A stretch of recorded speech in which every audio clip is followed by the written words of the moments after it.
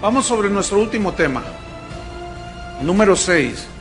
Se titula El peligro de no discernir. El peligro de no discernir. Se parece, pero van a ver que hay diferencia. Filipenses 1:9 y 10. El peligro de no saber discernir o de no discernir simplemente. Filipenses 1:9. Dice Pablo: y esto pido en oración, fíjate la oración de Pablo, que vuestro amor abunde más, abunde aún más y más en ciencia y en todo conocimiento. Versículo 10. Para que aprobéis lo mejor, a fin de que seáis sinceros e irreprensibles para el día de Cristo. El peligro ¿de qué? De no discernir.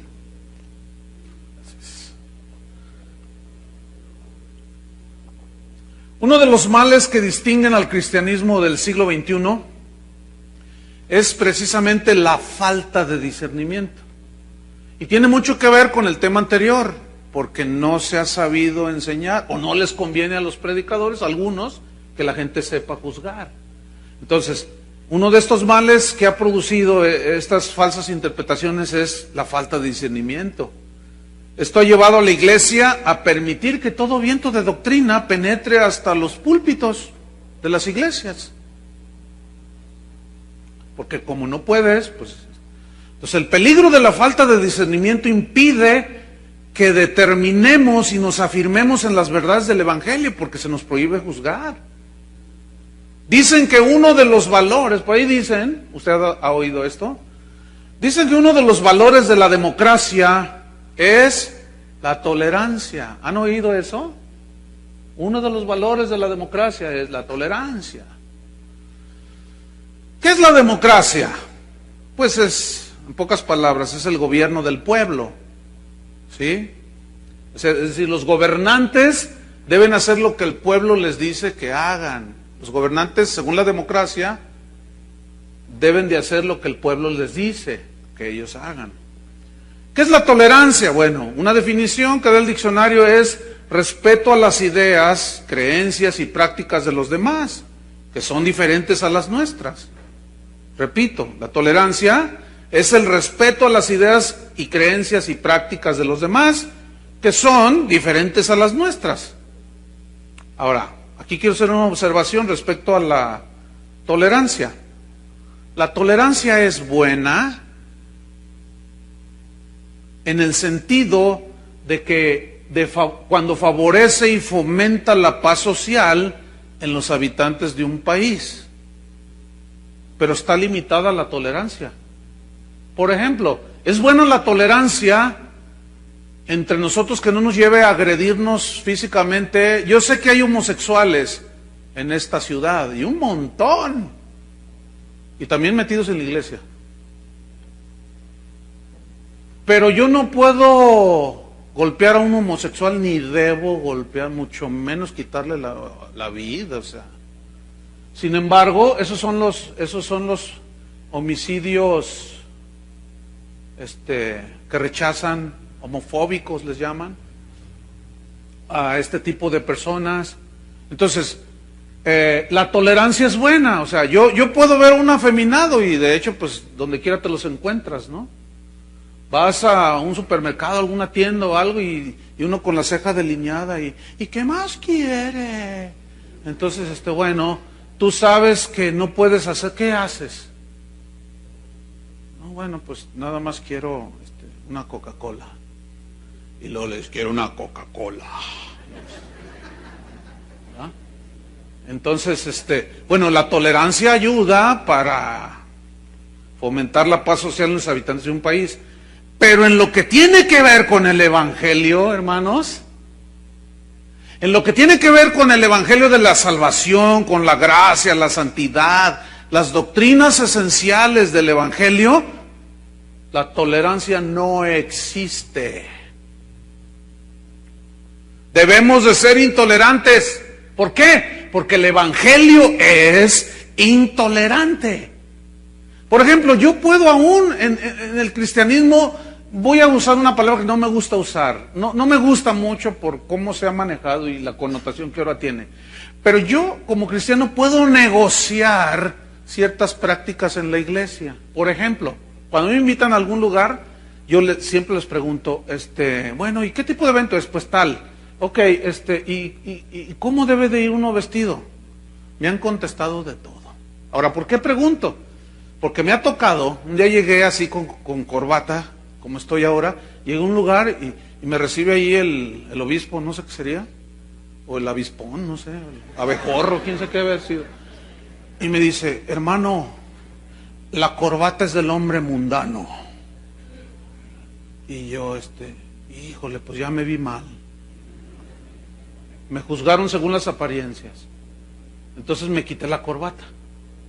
Entonces, posteriormente fui eso fue allá en el sureste. Posteriormente fui a una región muy parecida. Entonces llegué con guayabera. O sea, allá todo tipo peje, ¿no? Allá todo El peje era un candidato a la República Mexicana que, para los que oyen internet, ¿no? Que usaba guayabera, o sea, de ese tipo chazarilla, ¿no? Que le llaman. Entonces yo llegué con mi guayabera, hermano, qué irreverencia, por favor tráiganle una corbata al hermano. ¿Se imaginan? Corbata con guayabera. Entonces, bueno, como para mí esas cosas no son esenciales, yo pregunto. Entonces, un día, ¿y las mujeres cómo van? Pues con velo, pues órale mi amor, ponte tu velito. O sea, pero que el velo, que... Yo no discuto de esas cosas. No son esenciales. ¿Me explico? Entonces yo las puedo negociar. Bueno, mi amor, ponte velito. ¿Verdad? Entonces yo, la corbata no, es del mundo, órale, sácate por allá. Es la vestimenta del siervo ungido, me pongo la corbata. O sea, yo no discuto de esas cosas. Ese tipo de, que la comida, ¿se acuerdan de Pablo en Romanos 14? Habla de, no, mira, uno dice que se puede comer de todo, otro dice que no, uno come legumbre, otro le entra todo. Pero cada quien esté plenamente convencido. Otro juzga, hace diferencia entre día y día. Otro juzga igual todos los días. Cada uno esté convencido. Pero nadie os juzga en comida y en bebida. Pero tú, si tienes esa libertad, pues tenla para contigo. Y tú que comes, no juzgues al que no come, y el que no come no juzgue al que come. Dios nos ha recibido a todos. O sea, esas son cosas que se pueden concesionar o negociar. No sé si es la palabra correcta. No sé si me expliqué. Entonces yo puedo ceder. Yo he predicado en iglesias donde no creen en los dones del Espíritu Santo, ¿verdad? Entonces una vez me dijeron, ni se le ocurra orar en lenguas. Digo, no, bueno, yo oro, pero en secreto, o sea, yo solo. Y no vaya a decir esto, o sea, cosas del Espíritu Santo, ¿verdad? Como profetizar o, qué sé yo, hablar en lengua. No sé, yo voy a predicar otra cosa. Pero yo he estado en lugares donde no aplauden. Entonces yo no aplaudo. Miren, ni me voy a ir al infierno por no hacerlo. Ni Dios se va a ofender conmigo. Pues no, yo voy a defender el evangelio. También hay que ser sabios, ¿entienden? La Biblia dice que aplaudir y levantar las manos, ya esta bola de atados, este montón de atados, pero yo voy a demostrar que yo soy libre en Cristo. Entonces empieza el himno, ¿verdad? Firmes ya adelante, huestes de la fe. Entonces todos están así, sin temor alguno, que Jesús nos ve. No soy tan torpe para hacer una tontería de esas. Entonces todos los hermanos, mira el predicador, qué loco, ¿qué nos trajeron? Ya está el chivo levantado. No va a pasar nada. Mira, eso yo lo hago cuando estoy solo o cuando vengo aquí. Entonces hay ciertas cosas que se pueden negociar. Pero cuando me dicen que el bautismo salva en sí mismo, que Cristo no es Dios, de que hay que hacer un antro aquí adentro, que porque no sé qué, ahí sí no. ¿Están discerniendo la diferencia? Hay cosas que no podemos negociar, hermanos. Hay cosas que sí, que son muy pocas en sí, que no son esenciales. Entonces, la tolerancia bíblica no aprueba la violencia física. La intolerancia bíblica no aprueba la violencia física. Volviendo un poco al tema central. ¿Se acuerdan cuando Jesús lo prenden y Pedro saca una machaira, una espada, y le corta la oreja al siervo del sumo sacerdote? Y Jesús le dijo: Pedro, guarda la espada, le dice. ¿Qué hizo Jesús? Reprobó la conducta de Pedro. Eso se llama fanatismo. Entonces el Evangelio es intolerante en esencia y excluye todo lo que va en contra de la palabra de Dios, que es esencial en cuanto a la salvación. Espero que Dios nos dé entendimiento de lo que estoy diciendo, para que tengan un equilibrio. Por ejemplo, el ecumenismo. ¿Qué es el ecumenismo? El ecumenismo en sí significa unir. Y la visión del ecumenismo es unir a todas las religiones en uno solo. Somos hermanos. Entonces se reúne el Hare Krishna, el budista, el griego ortodoxo, el judío, el católico, el cantante cristiano, el predicador, el pastor. Todos somos hermanos, alabado sea su nombre. Vamos a vernos como uno solo. Todos somos hijos de Dios. Ciertamente le decimos de distinto nombre. Unos les dicen Jehová, otros le dicen Jesús, otros le dicen Buda, otro Jesús Miranda, otro, aleluya, gloria a Dios. El amor, Jesús habló de ser uno, amarnos los unos a los otros. Véngase, amado hermano testigo de Jehová. Venga, un abrazo ahí, alabado sea el nombre del Señor. Eso es el ecumenismo, hermanos. Ahí el cristianismo bíblico es totalmente intolerante. ¿Qué comunión tiene la luz con las tinieblas? ¿Cuál Dios? Hay un montón de dioses. Presidente Bush acaba de decir, tristemente, él se confiesa metodista, y él acaba de decir públicamente que él ora a Dios, pero que es el mismo Dios, el de los hindúes, musulmanes, que es el mismo. No es el mismo Dios. Entonces ahí la Biblia se muestra totalmente intolerante. No hay muchos caminos que nos llevan al verdadero Dios. Hay un solo camino. Y eso es intolerancia. ¿No es verdad? Juan 14:6 dice: yo soy el camino, la verdad, no una verdad. Soy el camino, la verdad y la vida. Eso es una declaración intolerante, ¿eh? Que no le gustó al tejano de Houston, que dice: no, yo cómo voy a juzgar, Dios va a salvar a los musulmanes y a los hindúes. ¿Yo quién soy para juzgar? Dice. Pues yo sí puedo decir con libertad: si alguno no tiene al Hijo de Dios, no tiene al Padre. Si alguno niega al Hijo, niega al Padre. Yo sí puedo decir abiertamente que alguien que dice que es musulmán o que es judío y no tiene a Cristo, adiós. No te digo te veo allá, porque yo voy a otro lado porque yo sé que el camino es Cristo. Eso es intolerancia, hermanos. ¿Sí o no? Y la Biblia es intolerante. 1 Timoteo 6:3 dice: el que no se conforma a las sanas palabras de nuestro Señor Jesucristo, nada sabe. Eso es intolerancia. Está hablando de otras ideas distintas. Y la tolerancia, valor de la democracia, dice que debes de soportar y de sobrellevar todas las creencias filosóficas, religiosas de los habitantes donde tú vives. Pues fíjate que el Evangelio dice todo lo contrario. Déjenme decirles, hermanos, que Dios no se actualiza. Dios no actualiza ni enmienda su palabra. Como hacen los políticos, los legisladores con la Constitución en los países, con la Carta Magna. ¿Sí saben que aquí en México nos rige una carta magna, le llaman?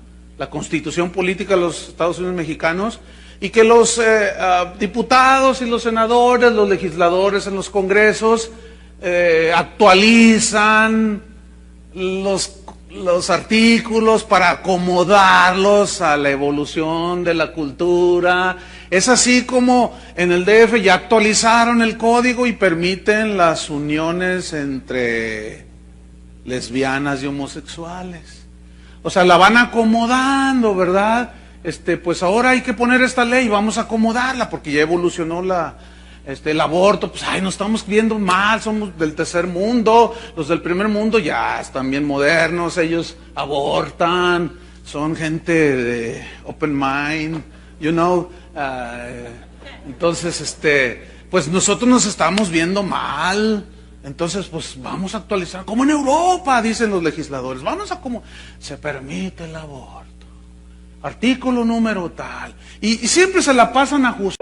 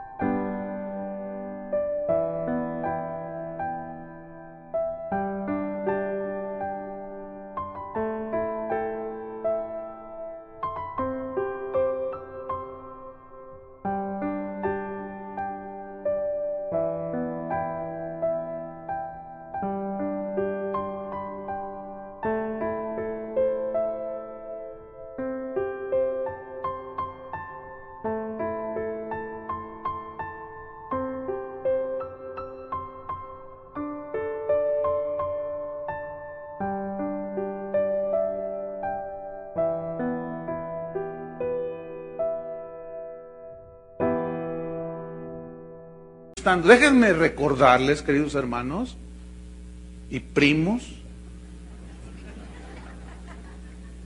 que la Biblia, la palabra de Dios, no se actualiza. No se enmienda. Jeremías 6:16 habla de volver a las sendas antiguas. ¿A dónde? A las sendas antiguas. Otra vez, piénsenle. ¿A dónde? A las sendas antiguas. ¿Cuáles sendas? Las de Dios. Las que han sido, fueron, son hoy y serán. Así. La palabra de Dios, hermanos, no es elástica para estirarla, para acomodarla a nuestras ideas.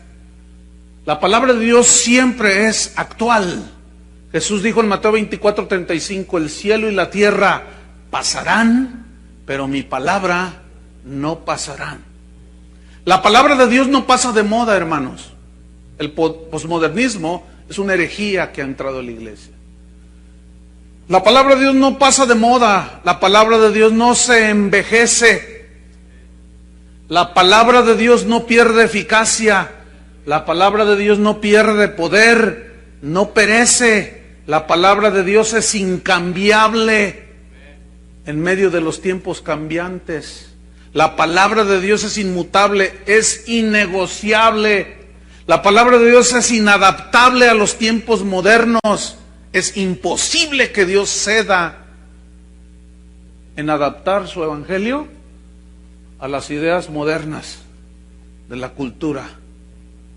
Muchos cristianos dieron su vida porque discernieron, entendieron que la palabra de Dios es intolerante y excluyente. Hoy se habla de tolerancia y de inclusividad, ¿no es cierto? Eso se habla mucho. Y la palabra de Dios, hermanos, que muchos hombres defendieron, es intolerante, es excluyente. Esa palabra la defendieron hasta la muerte. Las convicciones que esta gente tenía, por ejemplo, como Lutero, que ayer les mencionaba, te cortamos la cabeza si no renuncias. Él dijo, si tuviera 1000 cabezas me dejaría cortar. Policarpo, niega a Jesús, ¿cómo lo voy a negar? 86 años de mi vida, y está en la hoguera él, a punto de encenderle allí. 86 años de mi vida, no ha hecho Jesús otra cosa más que ayudarme y bendecirme. Y yo lo voy a negar, no lo niego. Te quemamos, Policarpo, pues préndele, ya, suénale. ¿Verdad?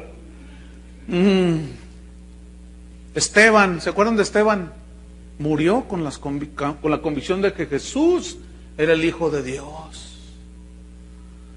Totalmente intolerante y marcó su raya y dijo, yo no cedo nada. Jesús es el Mesías. Pagó con su vida. Hechos 17:11 dice que los de Berea escudriñaron, examinaron, juzgaron, discernieron si las palabras que Pablo les estaba diciendo eran de acuerdo a las Escrituras. Amén. Filipenses 1:9, vámonos. Filipenses 1:9, versículo 10. Vamos a estudiar estos dos versículos. Dice Pablo en el 9, y esto pido en oración. Fíjate, esto pedí en oración, que vuestros carros aumenten. Así dice, que por fin logréis una casa hermosa. Esto pido en oración, que vuestro amor abunde aún más y más. Pero luego dice, ¿en qué quería Pablo que abundara? 1, en ciencia. Pablo usó la palabra epignosis, que significa conocimiento exacto. Fíjate, está buena esta definición. Yo oro para que ustedes abunden en amor, más y más. Luego hay una coma, dice, en conocimiento exacto. También significa total, conocimiento total. Yo oro para que tengan un conocimiento exacto y total. ¿De qué creen? De la palabra de Dios, hermanos. ¿Ah? Pero luego añade otra frase acerca de su oración. Y en todo conocimiento. Y aquí tenemos que irnos una vez más a mirar los idiomas originales para comprender un poco más. Y es la palabra aisdesis, que se tradujo por conocimiento. Y significa discernimiento. Algunas versiones como Dios habla hoy, algunas otras ya traen discernimiento allí, mejor traducido que conocimiento. Entonces Pablo ora pidiendo que el amor abunde, pero para que tengan un conocimiento más completo y total de Dios y de su palabra, y que tengan discernimiento, en todo discernimiento, que sepan distinguir entre lo bueno y lo malo, lo que es de Dios y lo que no es de Dios. el discernimiento. En Isaías 5:20, la queja de Dios por medio del profeta Isaías era: ay de al que lo malo dice bueno, y a lo bueno dice malo. Ay de los que hacen de la luz tinieblas y de las tinieblas luz. No saben distinguir entre su mano derecha y su mano izquierda. En Mateo 16, versículo 23, Jesús recriminó a los fariseos y a la gente que le estaba escuchando allí. Cuando anochece, les dijo Jesús, ustedes dicen: habrá buen tiempo, porque el cielo tiene arreboles, o está rojizo significa. Ustedes dicen: ay, hará buen tiempo porque el cielo está rojizo. Y por la mañana dicen: habrá tempestad, porque está nublado. Hipócritas, que saben distinguir el aspecto del cielo, mas las señales de los tiempos no podéis discernir.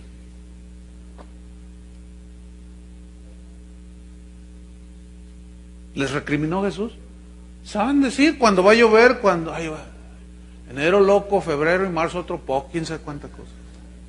Son los vientos, las cabañuelas. Ya mero bien. Va a llover, vas a ver. Hasta meteorólogos salimos a veces, porque sabemos discernir ciertas cosas, los tiempos, pero no somos capaces de discernir los tiempos espirituales, los tiempos peligrosos. No hay discernimiento.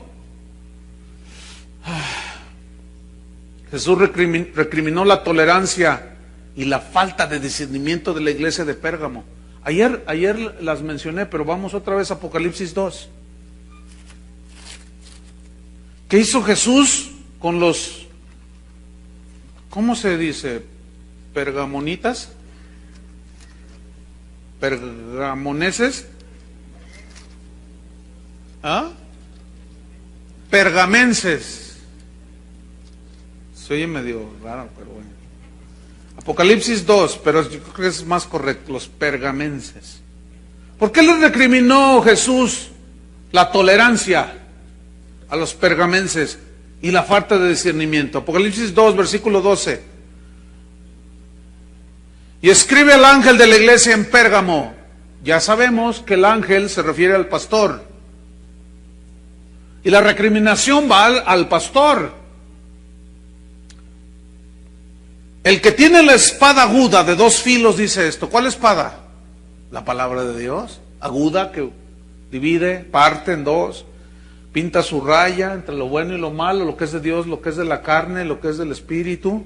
El que tiene la espada aguda de 2 filos dice esto: yo conozco tus obras, conozco todo lo que haces y donde moras, donde está el trono de Satanás. No era fácil para los, ¿qué?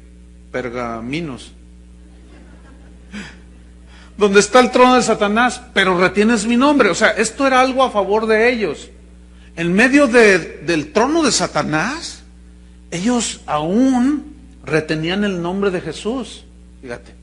Y esto era bueno y loable ante los ojos del Señor. Y no has negado mi fe. O sea, a pesar de las presiones de todo tipo, se mantenían en la fe. Es decir, se mantenían confiando en Dios. Creyendo: no, Señor, ayúdanos, está la tentación bien fuerte, ayúdanos, está el embate de las tinieblas fuerte, ayúdanos, Señor. Y no has negado mi fe, ni aun en los días en que Antipas, mi testigo fiel, fue muerto entre vosotros donde mora Satanás. Los registros, aparte de la Biblia, hablan de un discípulo, de un cristiano llamado Antipas, que fue muerto por los enemigos de Jesús. Lo sacrificaron, hubo una persecución y lo mataron. Pero eso no provocó que los pergaminos, vamos a quedarnos en los pergaminos, que los de Pérgamo negaran su fe. O sea, se mantenían, decían: no, el Señor nos ayude, ayúdanos, Señor, en estas horas.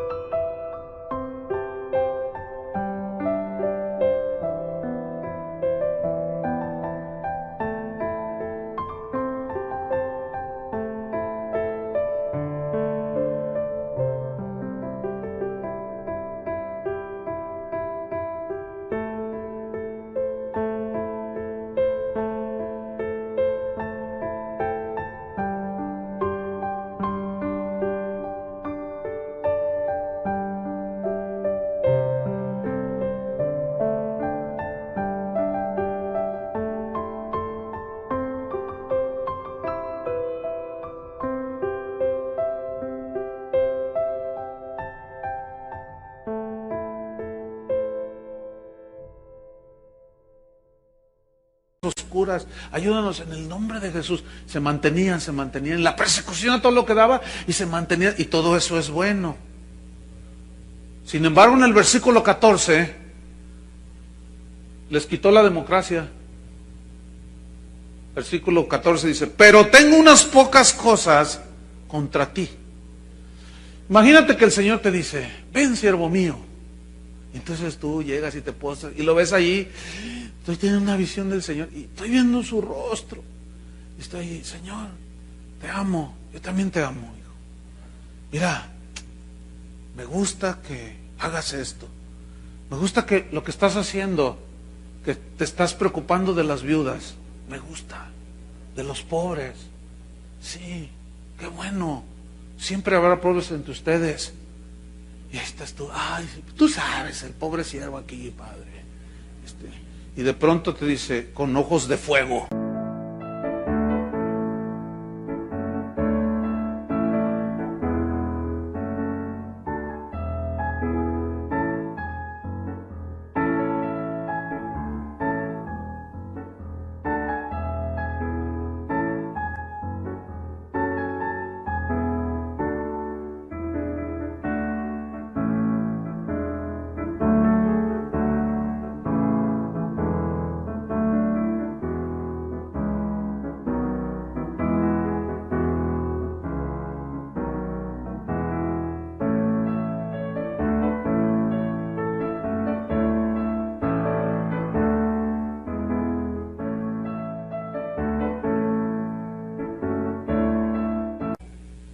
Pero tengo algo contra ti. Y tú volteas hacia atrás, ¿no? No, contra ti. Eso fue lo que le está diciendo al pastor. Pero tengo algunas pocas cosas contra ti. ¿Qué tenía en contra Jesús del pastor? Que tienes ahí a los que retienen la doctrina de Balaam. O sea, los toleró. Permitió que falsas doctrinas entraran a la iglesia de Pérgamo. No hizo nada. No, pues yo se lo dejo al Señor para que Él juzgue, porque no se vale juzgar. ¿Qué sé yo? Que enseñaba a Balac a poner tropiezo ante los hijos de Israel, a comer cosas sacrificadas a los ídolos y a cometer fornicación.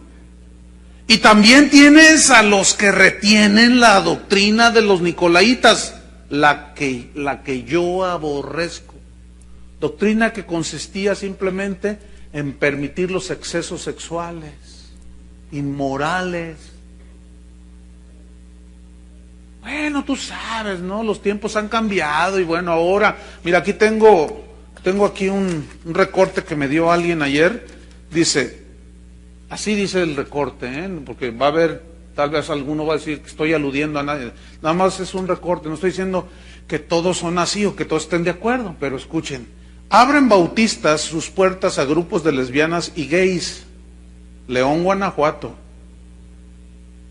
La iglesia bautista será la primera en abrir sus puertas a los homosexuales, lesbianas y bisexuales. El debate teológico que hoy ampliarán en el Pleno de la Asamblea General Nacional, pastores bautistas estudian la creación de una rama pastoral que les dé cabida. No, pues alabado sea su nombre, ¿no? Dice aquel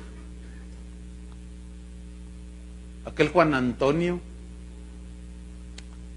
Y ya dice más cosas allí que tú dices, y hay una foto donde están todos los ministros del Señor, ¿verdad? Ahora, yo no estoy diciendo que todos los bautistas.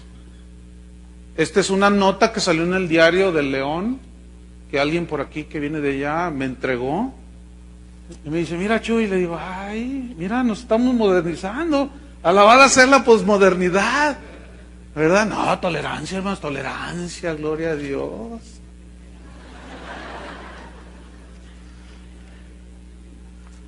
Los que oyen en internet es que hice unos ademanes de persignada, ¿no?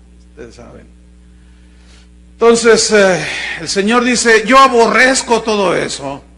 ¿Por qué lo toleraste? ¿Cómo es posible que permitas? ¿Cómo te dejaste engañar para tolerar eso? ¿No sabes que yo aborrezco todo eso? No, Señor, pero pues yo estaba en la convención. Yo esto. Versículo 16, por tanto, dice el Señor, arrepiéntete. Escúchame, no es si quieres, es arrepiéntete. Pues si no te arrepientes, vendré a ti pronto. Escuchen los tolerantes evangélicos. Y pelearé contra ellos con la espada de mi boca. ¿Quiénes son contra ellos? Contra los que traían esa doctrina. Y a ti, pastor, te voy a pedir cuentas. El que tiene oído, oiga lo que el Espíritu dice a las iglesias. A la iglesia de Tiatira, capítulo 2, versículo 18. Escribe el ángel de la iglesia en Tiatira: el Hijo de Dios, el que tiene ojos como llama de fuego y pies semejantes al bronce bruñido, dice esto. O sea, el bronce en la Biblia siempre es juicio, y cuando habla pies de bronce, significa que va a pisotear todo eso, trayendo juicio. Versículo 19, yo conozco tus obras. Oh, bien, haces muchas cosas. Y amor, ves, distinción del discípulo. Amados, en esto conocerán, si os amáis los unos a los... bien, y amor, y fe. Estos tenían fe, confiaban en Dios, eran fieles. Y servicio, servían, ¿verdad? Eran de esos que para todo lo que se necesitaba en la iglesia servían, ¿verdad? Y tu paciencia la conozco. Aguardaba, soportaba. Aquí alude a las pruebas que se enfrentan con paciencia. Y que tus obras postreras son más que las primeras. ¡Wow! Has crecido. Has multiplicado tu servicio, amor, fe, paciencia. Versículo 20. Pero tengo unas pocas cosas contra ti, le dice, que quiero que arregles. Que toleras. ¿Qué recriminó el Señor? La tolerancia. Que toleras que esa mujer Jezabel, esa es una alusión a la Jezabel del Antiguo Testamento, Aquí es metafórico, o sea, es el espíritu ese, de corrupción, de manipulación, porque esta era la siesta de prostituta estaba loca esta Jezabel. Entonces dice, toleras que esa mujer Jezabel que se dice profetiza, enseñe y seduzca a mis siervos a fornicar y a comer cosas sacrificadas a los ídolos. Aquí tiene dos connotaciones, espiritual y literal. Literal es que efectivamente había una permisividad de pecados sexuales y de todo tipo de prácticas. Y espiritual es que se permitía el adulterio espiritual. ¿Cómo? Teniendo ídolos. Y déjenme decirles una cosa, la iglesia evangélica está llena de ídolos. Tenemos nuestros santos también. Yo les llamo becerros de oro. No se los toques porque así te va. Tú puedes decir de Cristo lo que quieras, pero no les toques los becerros de oro, las vacas sagradas del cristianismo. Porque si tú denuncias un error doctrinal, un abuso, dicen, cállate que no ves los frutos, ve los frutos. Estadios llenos, ¿cuánta gente lo sigue? A ver, ¿tú cuántos has ganado en un concierto para Cristo? ¿Cuántos has ganado tú? Mejor cállate la boca, te dicen. Pero ella, ¿cuántos ha acercado los pies de Cristo? Eso está por verse, de que sean verdaderos convertidos. Y según las encuestas últimas, pues nos señalan que no. Billy Graham no hace mucho acaba de declarar que después de tantos años, dice, algo pasó, algo hicimos mal, no sé qué, pero hicimos con mi equipo un estudio donde si el 12% de los que supuestamente gané en todo mi ministerio permanecen en el Evangelio, son muchos. Por ahí está el documento. Entonces eso está por verse. Pero toleras a esa mujer. Finalmente Pablo recriminó a los corintios por su falta de discernimiento y de tolerancia. Segunda de Corintios 11. Mira, vamos rápido. Segunda de Corintios 11. A ver, vamos a ver. En el versículo número 1. Fíjate, Pablo recrimina a los corintios su falta de discernimiento. Y la tolerancia que tenían en lo que no deberían de tener tolerancia. Dice 2 Corintios 11:1, ojalá, dice, me toleraseis un poco de locura. Sí, dice, toleradme, tolérenme un poco de locura. Esto es algo irónico, que está diciendo Pablo. Su sentido es irónico. Versículo 2, porque os celo con celo de Dios, pues os he desposado con un solo esposo, para presentaros como una virgen pura a Cristo. Pero me temo que como la serpiente con su astucia engañó a Eva, vuestros sentidos sean de alguna manera extraviados de la sincera fidelidad a Cristo.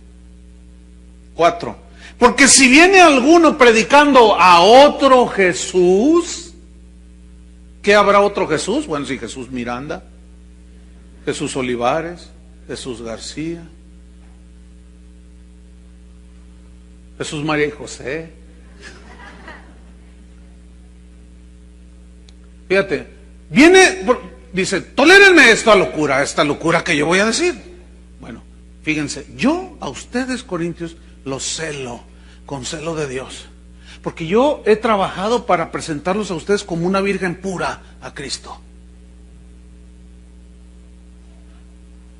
Pero, como la serpiente engañó a Eva, me temo que ustedes han sido engañados. ¿Por quiénes habían sido engañados? Por falsos apóstoles, falsos ministros, mentirosos, engañadores, fraudulentos, sacadólares y anexas.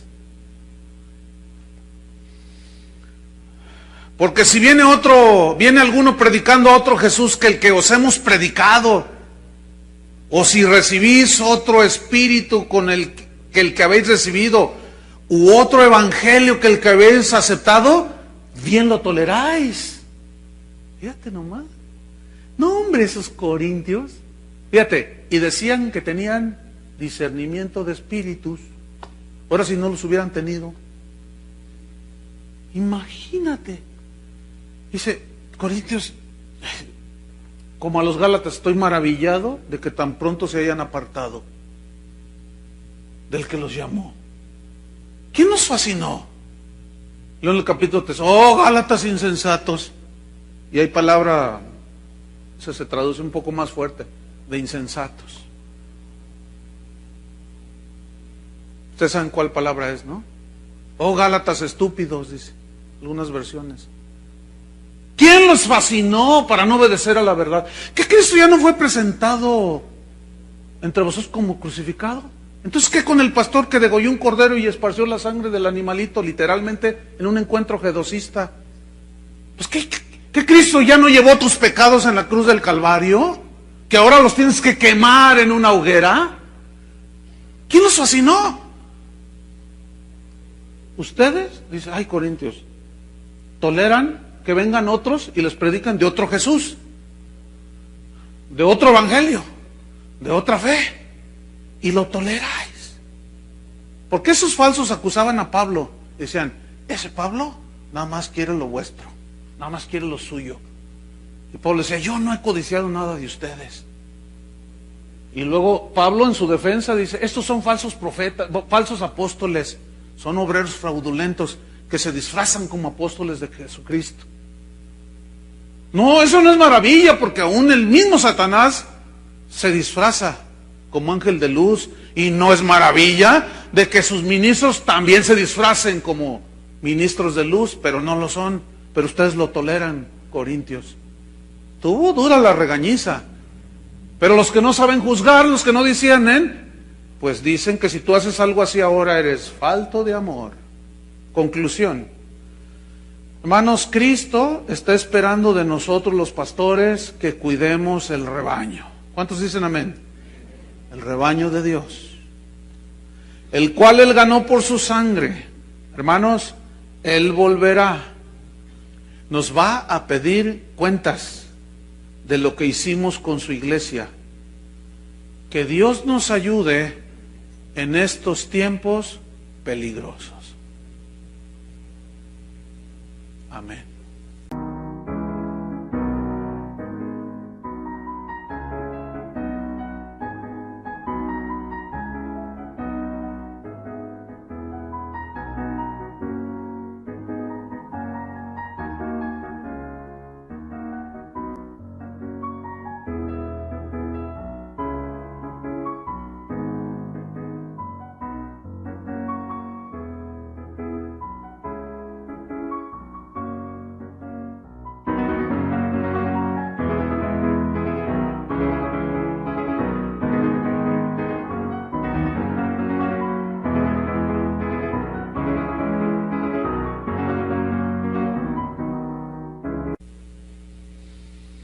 Pónganse de pie. Que Dios nos ayude, que abra nuestros ojos. ¿Se acuerdan que la Biblia dice que el alimento sólido es para los que por el uso tienen ejercitados los sentidos en el discernimiento del bien y del mal? Dice en el Antiguo Testamento que el pueblo espera del sacerdote que le dé el alimento, la palabra de Dios, que les ayuden a discernir entre lo santo y lo profano, entre lo limpio y lo sucio. Escuchen bien, ministros del Señor, una de nuestras tareas es esa precisamente, ayudarle a la gente a que sepa distinguir entre lo bueno y lo malo, lo que es de Dios y lo que no es de Dios, lo que es del Espíritu y lo que es de la carne.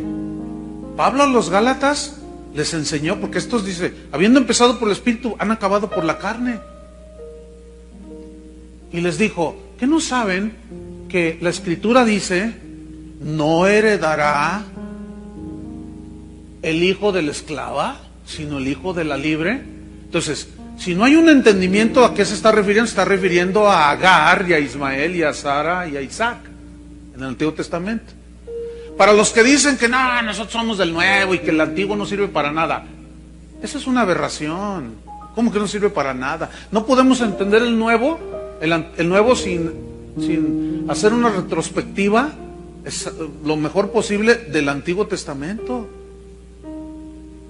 Pero nosotros somos hijos de la libre, nosotros somos hijos de Abraham por la fe. ¿Qué es todo eso? ¿Qué es todo eso? Entonces tenemos que enseñarle a la gente a saber distinguir.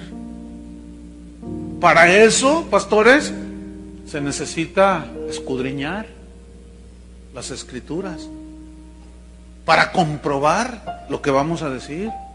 Escuchen bien, no sueltes nada desde el púlpito que no estés plenamente seguro que tiene suficiente base bíblica. ¿Por qué? Porque puede ser veneno para ellos. Un poquito de veneno no mata, pero comienza a minar la salud. ¿No es cierto? Un poquito de veneno.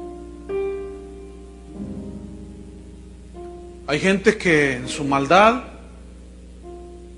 empieza a envenenar a alguien y le pone pequeñísimas porciones de veneno y la persona empieza a decaer y los doctores no saben qué tiene. Después de un año, qué sé yo, el hombre o la mujer empiezan y no le encuentran, finalmente muere. Y solamente un especialista, un médico forense que se meta, como han descubierto, y hay noticias, hay registros de esto, se meten, hacen la autopsia, se meten, pero a lo más profundo de los órganos humanos, dicen, este fue envenenado con cianuro, con qué sé yo, y se van sobre el delincuente, pero no se notaba. Y hay ovejas, hay congregaciones que están siendo envenenadas poco a poco. Ustedes saben que en la NASA, que es el centro astronómico más grande que hay, donde hacen naves y todo, y exploran el universo y Marte y la Luna, y ellos, todas sus naves espaciales las programan por computadora. Y un reportaje que vi yo, dicen que ellos tienen que ser meticulosamente exactos y comprueban y revisan y checan y pasa por revisión de no sé cuánto y en cuanto a la programación de un aterrizaje o de un regreso. Porque si con un leve, no sé cuál es la medida que usaron, no recuerdo, con un grado medio, qué sé yo, en su cálculo de aterrizaje o de alunizaje, que se equivoquen en el cálculo una milésima, un milímetro, qué sé yo. Eso, cuando mandan la nave o viene de regreso, no se nota cuando sale. Y ahí va, está aquí la luna y va el cohete. No, pues ahí va, y ahí va, ahí va. Pero a medida que va llegando y la distancia se va haciendo enorme, y de pronto, cuando ya está a punto del alunizaje o qué sé yo, de pronto los científicos se dan cuenta y dicen, ¿qué pasó? ¿Qué pasó? Y empiezan, no puede ser, dice. Te equivocaste, no se equivocaron. Yo revisé por 1 milímetro en el cálculo que a la larga la nave no aterriza en la luna y pasa, se pierde, se va, ya no tiene regreso. Así es, hermanos, en las vidas de muchas iglesias y muchos cristianos. ¿Qué no dice la Biblia? No te desvíes ni a derecha ni a izquierda. Pablo dice, usa correctamente la palabra. Pues, ay, hermanos, porque muchos ahorita no lo ven y ven la bendición y todo, la bendición entre comillas, pero algunos ya se dieron cuenta que erraron el blanco, se pasaron de largo y desertan del evangelio y se van. No, hermanos, no podemos equivocarnos aquí. ¿Entienden la analogía? Que Dios nos ayude, hermanos, en estos últimos tiempos. Oremos. Señor, te damos gracias. Gracias por este día y medio, Señor, que pudimos apartar para ser advertidos. Señor, ayúdanos a discernir los tiempos, las señales que tú dijiste, Señor. Sobre todo a los pastores, a los que ministramos en la casa del Señor, que es la columna, el lugar donde es la columna y baluarte de la verdad. Si la iglesia, hermanos, no es la proclamadora de las verdades absolutas de Dios, entonces, ¿quién las va a proclamar? La Biblia dice que la iglesia es la columna y el baluarte de la verdad. Tenemos que guardar pues ese celo. Son tiempos peligrosos, hermano. No podemos equivocarnos. Fíjense, aún, yo prefiero equivocarme en a lo mejor hacer un juicio que me puedo equivocar respecto a alguien. Prefiero equivocarme en ese sentido que no hacer nada y permitir que entre todo y al final todo se venga abajo. Yo prefiero equivocarme en el primer error. De veras, hermano. Porque en ese puedes pedir perdón y en el otro ya perdiste todo. ¿No es cierto? Tómense de las manos. Terminamos con una oración. En un mismo sentir, en un mismo pensamiento, un mismo espíritu. Señor, nos encomendamos a la palabra de tu gracia, que tiene poder para sobreedificarnos en Cristo. Nos encomendamos a la palabra que actúa en nosotros los creyentes, la palabra que tiene poder para sobreedificar las vidas de los hermanos. Tu palabra dice que hay un fundamento, pero cada uno de nosotros mire cómo sobreedifica sobre ese fundamento que es Cristo. Porque hay todo tipo de materiales. Hay materiales que se queman rápido y otros que son perdurables. Esta es una metáfora de aquello que tiene base bíblica y lo que no la tiene. Construyamos, hermanos, sobre la roca que es Cristo, con materiales sólidos, como el oro, la plata, las piedras preciosas, que simbolizan lo consistente, lo sólido de la palabra de Dios.